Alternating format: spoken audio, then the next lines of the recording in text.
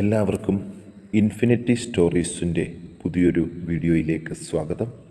സമസ്ത മേഖലകളിലും സർവ ഐശ്വര്യത്തിന് തുടക്കം കുറിക്കുന്നൊരു കാലം. ഈ നക്ഷത്ര ജാതകർ ആഗ്രഹിക്കുന്നത് ഒന്നിനു പുറകെ ഒന്നായിട്ട് ഇവരുടെ കൈക്കുള്ളിലേക്ക് കടന്നു വരുന്ന ദിവസങ്ങൾ. ഇനിയുള്ള ദിവസങ്ങൾ സന്തോഷിക്കാൻ വേണ്ടി മാത്രം ഉള്ളതാണ് ഈ നക്ഷത്ര ജാതകർക്ക്.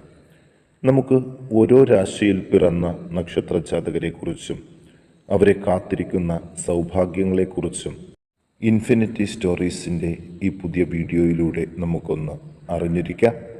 വീഡിയോയിലേക്ക് കടക്കും മുമ്പ് എൻ്റെ പ്രേക്ഷകരെ ഒരു കാര്യം ഓർമ്മിപ്പിക്കുന്നു. നിങ്ങൾ ഇതുവരെ എൻ്റെ ചാനൽ സബ്സ്ക്രൈബ് ചെയ്തിട്ടില്ലെങ്കിൽ ദയവായിട്ട് എൻ്റെ ചാനൽ ഒന്ന് സബ്സ്ക്രൈബ് ചെയ്യുക.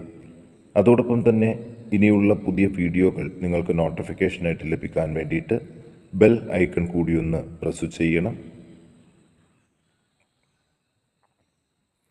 വീഡിയോ കണ്ടതിന് ശേഷം നിങ്ങളുടെ വിലയേറിയ അഭിപ്രായങ്ങൾ കമൻറ്റ് ബോക്സിൽ ഒന്ന് രേഖപ്പെടുത്താനും വീഡിയോ ലൈക്ക് ചെയ്യാനും മറക്കാതെ ഇരിക്കുക. നന്ദി. നമുക്ക് ആദ്യം തന്നെ നോക്കാം. മേടം രാശിയിൽ പിറന്ന അശ്വതി, ഭരണി, കാർത്തിക നക്ഷത്ര ജാതകരെക്കുറിച്ച്. സ്ഥാനമാനങ്ങളും പദവികളും ലഭിക്കാൻ സാധ്യതകൾ കൂടുതലാണ്. ഗൃഹനിർമ്മാണം പ്രതീക്ഷിക്കുന്ന സമയത്ത് പൂർത്തീകരിക്കും. ആരോഗ്യം നന്നായിരിക്കും. പ്രായമായവർക്കുള്ള പാദത്തിൻ്റെ വേദന ചെറിയ രീതിയിൽ മാറ്റം കണ്ടു തുടങ്ങും. കുടുംബജീവിതം കൂടുതൽ സന്തോഷകരമാകും. ഭാര്യാഭർത്തൃ സൗഖ്യം, സന്താന സൗഖ്യം, ബന്ധുജന സൗഖ്യം എന്നിവയും തൊഴിലിൽ അഭിവൃദ്ധിയും ഉണ്ടാകും. പുതിയ സംരംഭങ്ങൾ വിജയിച്ചു തുടങ്ങുന്ന ഒരു സമയം കൂടിയാണ് ഇവരിൽ കണ്ടു തുടങ്ങുന്നത്. വിദ്യാർത്ഥികൾക്ക് നല്ല സമയം. ഈ സമയത്ത് എഴുതുന്ന എല്ലാ പരീക്ഷകളിലും ഉദ്യോഗാർത്ഥികൾക്ക് നൂറുമേനി വിജയം പ്രതീക്ഷിക്കാം. സാങ്കേതിക രംഗത്ത് പ്രവർത്തിക്കുന്നവർക്ക് നല്ല അനുഭവങ്ങൾ ഉണ്ടാകും. ബന്ധുക്കളുടെ ആരോഗ്യസ്ഥിതിയിൽ ശ്രദ്ധിക്കണം. ദൈവാധീനം കൊണ്ട് പല വിഷമങ്ങളിൽ നിന്നും രക്ഷപ്പെടും. ഗൃഹത്തിൽ സന്താന ഭാഗ്യം. സർക്കാരുമായിട്ടുള്ള കാര്യങ്ങളിൽ അനുകൂല തീരുമാനം എന്നിവ ഇവർക്ക് ലഭിക്കും. കുടുംബക്ഷേത്രം പരിഷ്കരിക്കാൻ ഒരു കമ്മിറ്റി കൂടുകയും അത് വിജയത്തിൽ എത്തിച്ചേരുകയും ചെയ്യും. മേടക്കൂറിലെ ഈ 3 നക്ഷത്രക്കാരും ദോഷപരിഹാരങ്ങൾക്ക് ഗണപതിക്ക് അർച്ചന, മുരുകന് പഞ്ചാമൃത അഭിഷേകം, ദേവിക്ക് ഐക്യമത്യ സൂക്താർച്ചന, ആയില്യപൂജ എന്നിവ നടത്തി പ്രാർത്ഥിക്കാൻ പ്രത്യേകം ശ്രദ്ധിക്കണം.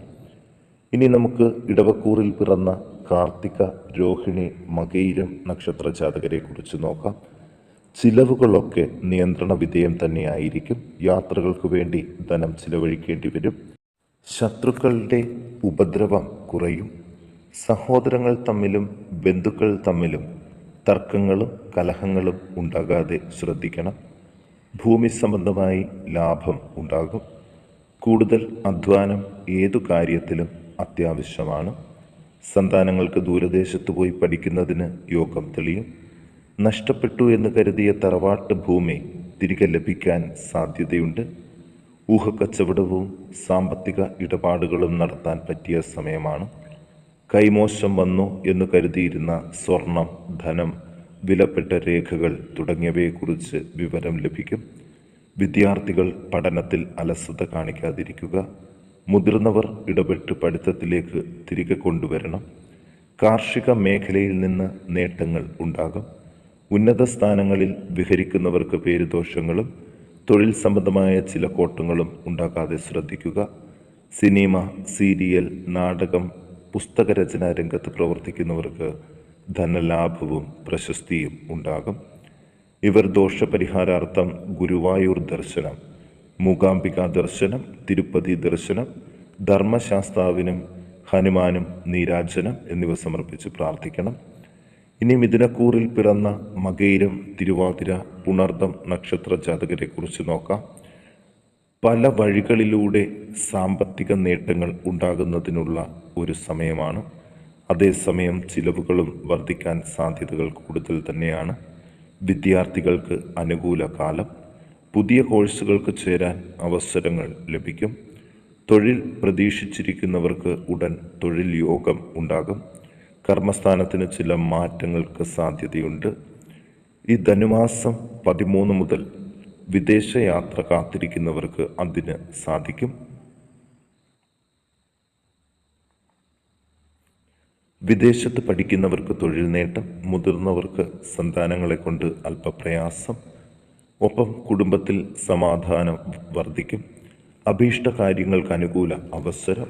പുതിയ വസ്ത്രം, വാഹനം, സ്വർണം എന്നിവ സാമ്പത്തിക സ്ഥിതിക്ക് അനുസൃതമായിട്ട് വന്നു ചേരും. വിവാഹ ബന്ധങ്ങൾ ഉറപ്പിക്കുകയും ഉറപ്പിച്ച ബന്ധങ്ങൾ നടക്കുകയും ചെയ്യും. കലാകാരന്മാർക്കും നല്ല കാലമാണ്. പുതിയ രചനകൾക്ക് അവസരങ്ങൾ ഉണ്ടാകും. എഴുത്തുകാർക്ക് നല്ല സമയം. ഭവന നിർമ്മാണം, പുതിയ ഭൂമി, സഹോദര സൗഹൃദം, പുനഃസമാഗമം എന്നിവയും മാതാപിതാക്കൾക്ക് സന്താനങ്ങൾ കാരണം സന്തോഷിക്കുന്നതിനുള്ള അവസരവും ലഭിക്കും. കുടുംബപരമായിട്ട് ലഭിക്കേണ്ട വസ്തുവകകൾ കൈവശം വരും. ഊഹക്കച്ചവടം, ഷെയർ മാർക്കറ്റ് എന്നിവയിൽ നിന്നും കണ്ണ്, കണ്ഠം എന്നിവയ്ക്ക് അലർജി സംബന്ധമായ അസ്വസ്ഥതയ്ക്കും സാധ്യതകൾ കൂടുതലാണ്. ഭാഗ്യ അനുഭവങ്ങൾ മെല്ലെ മെല്ലെ അനുഭവത്തിൽ വരും.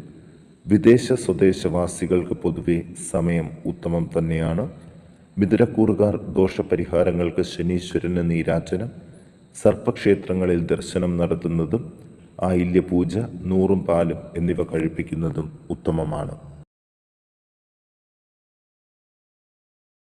ഇനി നമുക്ക് കർക്കിടകക്കൂറിൽ പിറന്ന പുണർദം, പൂയം, ആയില്യം നക്ഷത്ര ജാതകരെ കുറിച്ച് നോക്കാം. ചിലവുകൾ കൂടുമെങ്കിലും സാമ്പത്തിക ബുദ്ധിമുട്ടുകൾ പരിഹരിക്കാൻ അവസരം ലഭിക്കും. സന്താനങ്ങൾക്ക് പഠന വിജയം, ആഗ്രഹിക്കുന്ന കോഴ്സ് പഠിക്കാൻ അവസരമുണ്ടാകും. കൃഷി സംബന്ധമായ കാര്യങ്ങളിൽ ഏർപ്പെട്ടിരിക്കുന്നവർക്ക് അനുകൂല സമയം. ചെറിയ നാണ്യവിളകൾ കൂടാതെ റബ്ബർ, ഏലം, ജാതി, വാഴ, നഴ്സറി സംബന്ധമായ കൃഷിയിൽ ഏർപ്പെട്ടിരിക്കുന്നവർക്ക് സാമ്പത്തിക നേട്ടം. പങ്കാളിത്ത ബിസിനസ്സുകൾ തുടങ്ങുന്നതിന് സമയം അനുകൂലമാണ്. വിവാഹ ആലോചനകൾ മാറിപ്പോകാതെ ശ്രദ്ധിക്കണം. വാഹനം കൈകാര്യം ചെയ്യുന്നവർ അമിത വേഗം ശ്രദ്ധിക്കണം. വീട് പുതുക്കിപ്പണിയുന്നതിന് അനുകൂല സമയമാണ്. പഴയ സൗഹൃദങ്ങൾ പുതുക്കുന്നതിനും അവ അനുകൂലമാക്കുന്നതിനും അവസരങ്ങൾ ലഭിക്കും. വ്യാഴൻ്റെ അനുകൂല അവസ്ഥ കാരണം തൊഴിൽ രംഗത്ത് ശോഭിക്കാൻ സാധിക്കും. തടി വ്യാപാരം, റിയൽ എസ്റ്റേറ്റ്, ഇരുമ്പ്, കമ്പി, സിമൻറ്റ്, സാനിറ്ററി വ്യാപാരം എന്നിവയിൽ ഏർപ്പെട്ടിരിക്കുന്നവർക്കും മത്സ്യബന്ധനം, വിൽപ്പന തൊഴിൽ എന്നിവയിൽ ഏർപ്പെട്ടിരിക്കുന്നവർക്കും അനുകൂല സമയമാണ്. സർപ്പ അനുഗ്രഹം വരുത്തിക്കൊണ്ട് വിവാഹ തടസ്സം ഉള്ളവർക്ക് വിവാഹബന്ധം ലഭിക്കുന്നതിനുള്ള അവസരം കൂട്ടിയെടുക്കാൻ നോക്കണം. കുടുംബത്തിൽ സൽസന്താന യോഗം കാണുന്നുണ്ട്. സുഗന്ധദ്രവ്യങ്ങൾ, വസ്ത്രാഭരണങ്ങൾ എന്നിവ ലഭിക്കും.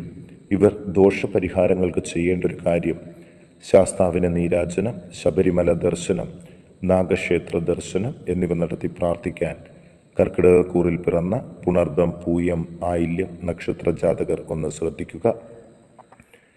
ഇനി ചിങ്ങക്കൂറിലെ മകം, പൂരം, ഉത്രം നക്ഷത്രത്തിൽ പിറന്നവരെ കുറിച്ച് ഒന്ന് നോക്കാം. സമയം നിലവിൽ അനുകൂലം തന്നെയാണ്. വ്യാഴൻ്റെ ഇഷ്ടസ്ഥിതി മൂലം ദോഷങ്ങൾ പരിഹരിക്കപ്പെടും. സന്താനങ്ങളുടെ ഭാഗ്യ ഐശ്വര്യങ്ങൾക്ക് വേണ്ടിയും ഗൃഹം, വാഹനം എന്നിവയ്ക്കു വേണ്ടിയും ധനം ചിലവഴിക്കേണ്ടതായിട്ട് വരും. അധ്യാപകർ, ഡോക്ടർമാർ, എഞ്ചിനീയർമാർ, ആതുര സേവകർ തുടങ്ങിയവർക്ക് പേരും പെരുമയും സാമ്പത്തിക നേട്ടവും ഉണ്ടാകുന്ന ദിവസങ്ങളാണ് വരുന്നത്. പുതിയ ഗൃഹയോഗം, വാഹനയോഗം, സന്താനയോഗം എന്നിവയ്ക്കും അനുകൂല സമയം തന്നെയാണ്.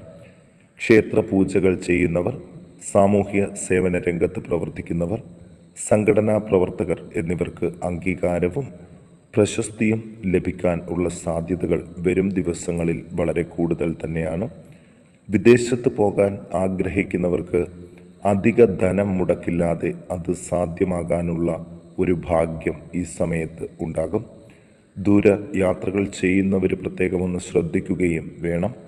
വിദേശത്ത് നല്ല തൊഴിൽ ലഭിക്കുമെങ്കിലും സാമ്പത്തിക ഭദ്രത ഉറപ്പുവരുത്താൻ കുറച്ച് ബുദ്ധിമുട്ട് ഉള്ളൊരു സമയം കൂടിയാണ്.